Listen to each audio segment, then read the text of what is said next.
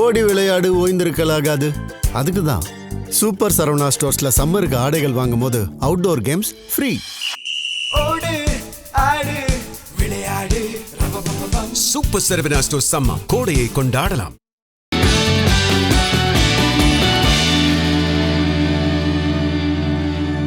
GeM TV நேயர்களுக்கு வணக்கம். நான் கசாலி. இன்றைக்கி ஆக்சுவலாக சோலோவாக தான் சில விஷயங்களை வந்து பேச போகிறோம். ஏன்னா இங்கே வந்து பரபரப்பான சூழல் வந்து ஈரான் போரில் இருக்கோ இல்லையோ, இங்கே சென்னையில் வந்து பரபரப்பான சூழல் நிறைய இருக்கிறதுனால நம்ம வந்து சோலோவாக சில விஷயங்கள் ஈரான் சம்மந்தப்பட்ட விஷயங்களை நம்ம பேச போகிறோம். என்னென்னா, நமக்கு ஏதாவது ஒரு ஆரம்பம்னு ஒன்று இருந்துச்சுன்னா முடிவுன்னு ஒன்று இருக்கணும்ல. இப்போ நமக்கு இந்த ஆரம்பம் என்ன அப்படின்னு பார்த்தோம்னா அதை ஒரு சின்னதாக விளக்கிடுவோம். பிப்ரவரி 28 அமெரிக்கா, இஸ்ரேல் எல்லாம் சேர்ந்து ஈரானை வந்து பயங்கரமாக ஒரு 900 குண்டுகள் பங்கர் பஸ்ஸோடு சேர்த்து போட்டாங்க. தலைவர்லேருந்து குழந்தைகள்லேருந்து எல்லாத்தையும் கொண்டு குவிச்சாங்க. அதுக்கப்புறம் நிறைய சண்டை மாற்றி மாற்றி வந்துச்சு. அதுக்கப்புறம் ஈரான் என்ன பண்ணாங்க, யுனைடெட் நேஷனுக்கு லெட்டர் அனுப்பிச்சி விட்டாங்க. நாங்கள் வந்து அமெரிக்காவோட தளங்கள் எந்தெந்த மிடில் ஈஸ்டில் இருக்கோ அது எல்லாத்தையும் நாங்கள் அடிக்க போகிறோன்னு லெட்ரு ஒன்று போட்டுட்டு அதுக்கப்புறம் வந்து வளைச்சி அடித்தாங்க. ரொம்ப முக்கியமாக ரேடார் கருவியெல்லாம் அடித்தாங்க. அதுக்கப்புறம் F-35 F-15 எல்லாத்தையும் அடித்தாங்க. அதுக்கப்புறம் வந்து யுஎஸ் ஆப்ரஹாம் லிங்கன் வந்து அடித்து விரட்டிட்டாங்க. அப்புறம் இது Gerald Ford, USS Gerald R Ford அப்படின்ற கப்பலை வந்து அடித்து தீயாச்சு.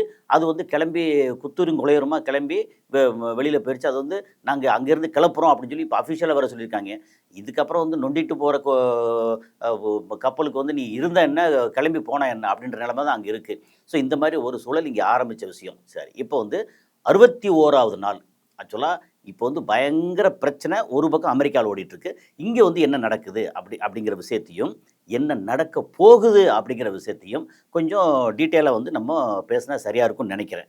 ஓகே, இந்த டீட்டெயில் என்ன அப்படின்னா, வெகு விரைவில் அங்கே கல்ஃப் ஆஃப் ஓமான் வளைகுடா இருக்கு இல்லையா, அது மேலேருந்து நம்ம வந்து கணக்கு பண்ணி சொன்னோம்னா பெர்ஷியன் கல்ஃப் ஒரு பக்கம். பெர்ஷியன் கல்ஃபில் கிழக்கு சைடு ஃபுல்லாகவே ஈரான், மேற்கு சைடு வந்து மேலே ஆரம்பிக்கிறது ஈராக், அதுக்கப்புறம் குவைத்து, அப்புறம் சவுதி அரேபியாவோட பார்டர் ஆரம்பிக்குது. அதுக்கப்புறம் வந்து கத்தார் வருது.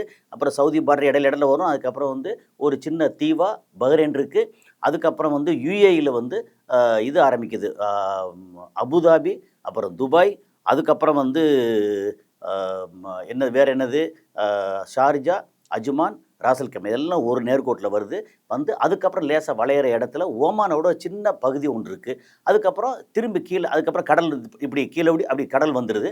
அந்த கடல் வந்து அந்த ஹர்மோஸுங்கிறது அந்த ஓமானோட சின்ன பிட் இருக்கு இல்லையா, அங்கேயும் அதுக்கப்புறம் ஈரானோட இது சேர்த்து தான் வந்து ஹர்மோஸ் ஜலசந்தி. அதுக்கு கீழே வந்துச்சு அப்படின்னா கல்ஃப் ஆஃப் ஓமான், அந்த கடலுக்கு பேர் கல்ஃப் ஆஃப் ஓமான் வளைகுடான்னு பேர். அதில் ஒரு போர்ஷன் வந்து UAEயோட ஃபுஜேரா இருக்குது. அதில் கொர்ஃபகான், ஃபுஜேரா, கல்பா, திப்பா அப்படின்னு வரிசை அங்கே நகரங்கள் இருக்குது, அல்லது என்னது கடலோர பகுதிகள் இருக்குது. ஸோ அந்த பகுதியில் ஃபுஜேரா வந்து UAEக்கு என்ன ஒரு பெரிய ப்ளஸ் அப்படின்னா, ஹர்மோஸ் வந்து தாண்டி போகணும் அவசியமே இல்லை. குழாய் வழியவோ அல்லது டேங்கர் வழியவோ, லாரி அதெல்லாம் வச்சு அது வழியவோ எல்லா இதையும் அவங்களுடைய மெட்டீரியல் ப்ளஸ் வந்து ஆயில் எல்லாத்தையும் அனுப்ப முடியும் அப்படின்ற ஒரு சூழலில் அவங்க வந்து ஹர்மோஸை டிபெண்ட் பண்ண வேண்டியதில்லை அப்படின்னு சொல்லி முக்கியமான ஒரு முடிவு வந்து எடுத்திருக்காங்க. அதாவது மே 1 அவங்க ஓப்பெக்லேருந்து வெளியேறியிருக்காங்க அப்படிங்கிற விஷயத்தை நம்ம வந்து ஏற்கனவே சொல்லியிருக்கோம். நம்ம இந்த நேயர்களுக்கு வந்து எப்படின்னு தெரிஞ்சிருக்கும். ஏன்னா எப்படி பார்த்தாலும் உலக செய்திகளை தொடர்ந்து பார்க்குறோம்ல, அதனால் இதில் வந்து தெரிஞ்சிருக்கும். 1 UAE ஓப்பெக்லேருந்து வெளியேறாங்க. அதாவது organisation of petroleum export country. அதில் ஓப்பெக்கு, இது சவுதி அரேபியா தலைமையாக கொண்டு நம்ம குவைத் இருக்குது, அதுக்கப்புறம் ஈரான், ஈராக்கெல்லாம் இருக்குது. அப்புறம் ஓப்பெக் ப்ளஸ்ங்கிறது ரஷ்யாவை தலைமையாக கொண்டு அங்கே வந்து சில கண்ட்ரி ஓப்பெக் ப்ளஸ். இந்த 2ல் இருந்தும் 2019 கத்தார் வெளியேறிட்டாங்க. இப்போ 2026 மே 1 UAE வெளியேறாங்க. என்னென்னா, இண்டிபெண்ட்டாக அவங்க வந்து இனிமேல் சர்வ் பண்ணுவாங்க. நினச்ச அளவுக்கு இஷ்டத்துக்கு வந்து அவங்க எக்ஸ்ப்ளோர் பண்ணுவாங்க. கீழேருந்து ஆயிலை உறிஞ்சி எடுப்பாங்க. அப்போ சவுதி அரேபியாவுக்கும் UAEக்கும் சண்டை வந்தால் சவுதி அரேபியா சார்பாக வந்து ஓப்பெக்கு மத்தியஸ்தம் பண்ண வரும், UAE சார்பாக யார் வருவா, இதை பலன் அடையக்கூடிய ஒரு கண்ட்ரி வரும். இந்த UAE வந்து தனியாக பிரித்து விட்டதில் அமெரிக்கா பங்கு ரொம்ப பெருசாக இருக்குது அப்படின்னு சொல்கிறாங்க. ஸோ இந்த மாதிரி ஒரு சூழலில் இப்படி பரபரப்பாக அங்கே வந்து உள்ளுக்குள்ளே பரபரப்பு இருக்குது.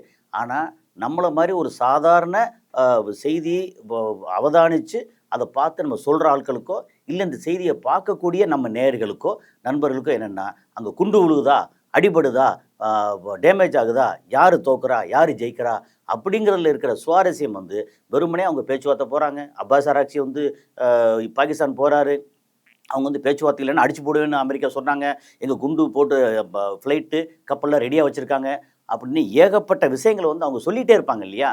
அதில் வந்து பெரிய சுவாரஸ்யம் பொதுவாகவே கிடையாது. அதையும் தாண்டி இப்போது எலெக்ஷனுக்கு முன்னாடி தேர்தல் பிரச்சாரத்தை ஈரான் வந்து எப்படி சப்ரஸ் பண்ணி தேர்தல் பிரச்சாரம் வந்து பரபரப்பே இல்லாமல் ஆச்சோ, அது மாதிரி இப்போ வந்து ஈரானில் நடக்கக்கூடிய இந்த செய்திகள், அப்புறம் வளைகுடாவில் நடக்கக்கூடிய செய்திகள் துபாய் பாடாப்பட்டுக்கிட்டு இருக்கிறது. ஏன்னா வருமானம் இல்லை, ஒன்றும் இல்லை, அதை பற்றி ஒரு சின்ன செய்தி இருக்குது. இது எல்லாம் சேர்த்து பார்க்கும்போது எக்ஸிட் போல் வந்து நேற்று ஈவினிங் 6 மணியில் எக்ஸிட் போல் வந்துச்சு. நம்ம தமிழ்நாடு, கேரளா, வெஸ்ட் பெங்கால் இந்த மாதிரி எக்ஸிட் போல் வந்துச்சு. இந்த எக்ஸிட் போலில் யார் எவ்வளோ சீட்டு வாங்குவாங்க அப்படின்னு வந்துச்சா, இந்த எக்ஸிட் போல் பரபரப்பில் ஈரானோட செய்தி வந்து கீழே அப்படியே அமைங்கிருச்சு. எப்போவுமே உலக செய்திகளில் எது முன்னிலை வகிக்குது கொஞ்ச நாள் அது ஓடிக்கிட்டு இருக்கும். இப்போது அடுத்து வெகு விரைவில், ஏன்னா இதெல்லாம் முன்னோட்டம், இதெல்லாம் சொல்லியாச்சு. இப்போது ஈரான் வந்து ஒரு முக்கியமான முடிவு எடுத்திருக்காங்க ஒன்று இங்கே. அதுக்கப்புறம் அமெரிக்காவில் என்ன நடக்குது அதையும் பேசிடுவோம். ஈரானில் அவங்க எடுத்திருக்க முக்கியமான முடிவு என்ன அப்படின்னா, யுனைடெட் நேஷனுக்கு அவங்க ஒரு லெட்டர் அனுப்பிச்சிருக்காங்க. இதுக்கு முன்னாடி வளைகுடாவில் அரப் கண்ட்ரிஸ், மற்ற ஜோர்டான்னு மற்ற எல்லா இடத்துக்கும் இந்த மாதிரி அமெரிக்க தளங்கள் எங்கெல்லாம் இருக்கோ அதை பூரா நாங்கள் வந்து அடிப்போம், எங்களை வந்து அடித்தா நாங்கள் அடிப்போம்னு லெட்ரு போட்டாங்களோ அதே மாதிரி பெண்ணை போட்டிருக்காங்க. ஓமான் வளைகுடாவில் அமெரிக்காவோட போர்க்கப்பல்கள் வரிசையாக நிறுத்தி வைக்கிறது, அது வந்து இதுக்கான நம்ம யுனைடெட் நேஷன் அதோட சட்டத்திட்டங்களுக்கு உட்படாமல் மீறின செயல். அதனால் நாங்கள் எங்களோட வழித்தடம், நாங்கள் ஹர்மோஸுங்கிறது எங்கள் கண்ட்ரியோட சேர்ந்துருக்கு, அதுலேருந்து வெளியே போகும்போது இன்டர்நேஷ்னல் வாட்டர்வேயில் இந்த மாதிரி ஒரு கண்ட்ரி குறுக்க படுத்துக்கிட்டு இப்படி பிரச்சனை பண்ணால் அதை நாங்கள் தாக்குவோம், எங்கள் தாக்குதல் வந்து ரொம்ப பெருசாக இருக்கும் அப்படின்னு சொல்கிறாங்க. இதில் என்ன சொல்லியிருக்காங்க அப்படின்னா, Iran is going to attack US ships soon. Iran just sent a letter to the UN Security Council declaring it has the full right to respond to US seizure of its oil tankers in international waters. This is not a diplomatic boilerplate. Iran used this exact same language before striking GCC-based US targets when those countries allowed their soil to be used in attacks against Iran. The letter came, then the missile did. அதாவது அங்கே GCC கண்ட்ரியில் வந்து அடிக்கும்போது இந்த மாதிரி லெட்டரை அனுப்பிச்சி விட்டுட்டு அப்புறம் லெட்ரு போச்சு அங்கே யூஎனுக்கு, அங்கேருந்து பதில் வந்துச்சு வரல, அவங்க யோசிச்சுட்டு இருக்கும்போதே இங்கே அடித்தாங்க. அது மாதிரி இப்போ வந்து லெட்டர் போயிருக்கு அப்படிங்கிறது. அப்போ என்ன சொன்னான்னா, the US Navy just seized the MT Majestic and MT Tiffany and took 3.8 million barrels, அதாவது 38 லட்சம் பேரல் இது வந்து ஈரானின் oil at gun point on the high seas. அங்கே அந்த கடலில் வந்து கன் பாயிண்டில் வந்து அவங்க 2 MT Majestic and MT Tiffany, அதில் 38 லட்சம் பேரல் கொண்ட அந்த கப்பல்களை அவங்க சீஸ் பண்ணியிருக்காங்க. அதாவது கிட்டத்தட்ட இந்த மாதிரி பைரேட் மாதிரி, அதாவது கடற்கொள்ளையர்கள் இருக்காங்க இல்லையா, கடற்கொள்ளை மாதிரி வந்து அமெரிக்கா செயல்பட்டு பண்ணியிருக்கு. இதுக்கு நாங்கள் பதிலடி கொடுக்க போகிறோம் அப்படின்னு இருக்காங்க. Iran called it piracy and an act of aggression under UN resolution 3314. 3314 அந்த ரெசல்யூஷன் படி அமெரிக்கா இப்படி பைரசி பண்ணால், அதாவது கப்பலை வந்து கடத்தினா, பைரேட் பண்ணால் நாங்கள் வந்து பதிலடி கொடுக்கறதுக்கு உரிமை இருக்குது, அதனால் நாங்கள் பதிலடி கொடுக்க போகிறோம் அப்படின்னு Iran put it in writing at the United Nations. Watch what Iran does next, not what it chase.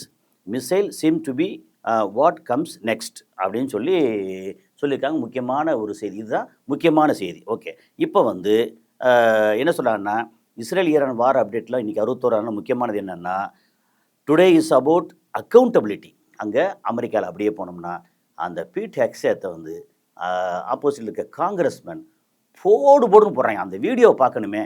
அப்போ வந்து அங்கே ஆர்ஓ கண்ணா அப்படிங்கிறவர் வந்து பீட் ஹெக்ஸேத்தை பார்த்து கேட்குறாரு, இந்த நீங்கள் இங்கே வந்து ஈரானில் அட்டாக் பண்ணீங்கல்ல, ஏன்னா இன்றைக்கி 61வது நாளுங்கும் போது ஆட்டோமேட்டிக்காக 60 நாள் வரைக்கும் தான் அவங்களுக்கு டைம் கேட்க முடியாது. 61வது நாள் வந்து அவங்க பார்லிமெண்ட்டில் எல்லா இடத்துலையும் கேட்க முடியும் அப்படிங்கிற அங்கே ஒரு சட்டத்திட்டம் இருக்குது. ஸோ இதை தான் முன்னாடியும் சொல்லிட்டு இருந்தோம். மே 1ஆம் அவங்க வந்து வேறு வழி இல்லை, சரண்டர் ஆகே ஆகணும். எது ட்ரம்ப்போட அட்மினிஸ்ட்ரேஷன் அங்கே பார்லிமெண்ட்டில் சரண்டர் ஆகே ஆகணும், அதுக்கு பதில் சொல்லி ஆகணும் அப்படிங்கிறது. அப்போ இவர் வந்து ஆர்வ கண்ணா அப்படின்ற ஒருத்தர் கேட்குறாரு. கேட்டால் இது வந்து நியூக்ளியர் ப்ரோக்ராமை நாங்கள் வந்து தடுக்கிறதுக்காக பண்ணுறோம் அப்படின்னா, நீங்கள் தடுத்தீங்களா?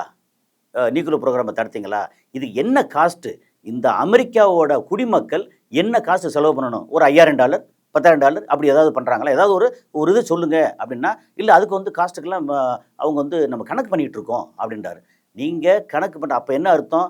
இதுக்கு இந்த மாதிரி ஈரானில் நியூக்ளியர் ப்ரோக்ராம் பண்ணக்கூடாதுன்னு சொல்கிறதுக்காக நீங்கள் வந்து காஸ்ட்டு செலவாயிருக்குன்னு சொல்கிறீங்க. அந்த காஸ்ட்டு எவ்வளோன்னு சொல்கிறீங்க? $25 மில்லியன் அப்படின்னு சொல்கிறீங்க. அப்போ $25 மில்லியன் 25 பில்லியன், பில்லியன், 1 பில்லியன் வந்து 9,200 அல்லது 9,500 கோடி ரூபா. 25 பில்லியன் அப்படின்னா என்ன அர்த்தம்? 2.5 லட்சம் கோடி ரூபா ஆச்சு கிட்டத்தட்ட. அப்போது இவ்வளோ காஸ்ட்டை அங்கே வந்து போட்டிருக்கீங்க, என்ன கிடைச்சிருக்கு அப்படின்னு போட்டு வாங்குன்னு வாங்குறாங்க. பீட்டர் ஹெக்ஸத்தை பற்றி ஏற்கனவே பேசியிருக்கோம். அந்த பாடி லாங்குவேஜ் வந்து ரொம்ப இங்கே வந்து அர்னாப் கோஸ்வாமி இதில் ரிப்பப்ளிக் டிவியில் பேசுவார்ல, யாரையும் பேச விடாமல் வாட் ஐம் சேயிங் இப்படியே சொல்லிட்டு நிறுத்துவார் இல்லையா, அது மாதிரி பீட்டர் ஹெக்ஸத் அங்கே ஆரம்பிக்கிறாரு. நோ வாட் ஐம் அதே டைப்பு அதே பாடி லாங்குவேஜில் சொன்னால் இப்படி கிளியராக பிடிச்சி கதற அடிச்சுட்டார் இன்றைக்கி பீட்டர் ஹெக்ஸத்தை. கதறாங்க இப்போது அமெரிக்காவில். நீ வந்து ஈரானில் போய் அடிச்சேல, ஸ்கூலில் போய் அடிச்சேல, தலைவர்களை கொன்னேல, என்னத்த அவுட்கம் வந்துச்சு? அமெரிக்கா மக்கள் இதுக்காக ஒவ்வொருத்தரும் எவ்வளோ செலவு பண்ண வேண்டியிருக்கு அப்படின்னு போட்டு வாங்குன்னு வாங்கியிருக்காங்க.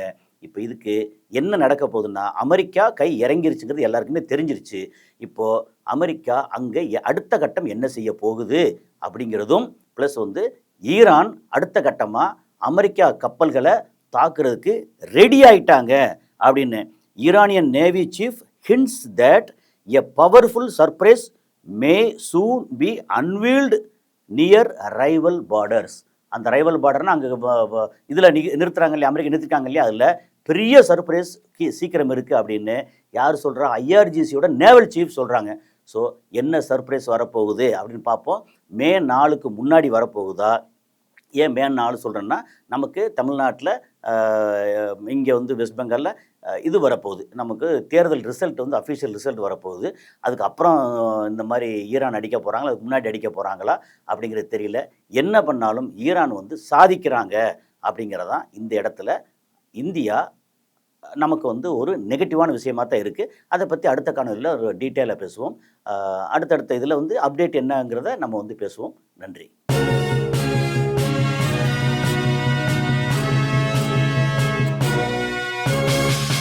ஓடி விளையாடு ஓய்ந்திருக்கலாகாது. அதுக்கு தான் சூப்பர் சரவணா ஸ்டோர்ஸில் சம்மருக்கு ஆடைகள் வாங்கும் போது outdoor games free. Super Saravana stores summer கோடையை கொண்டாடலாம்.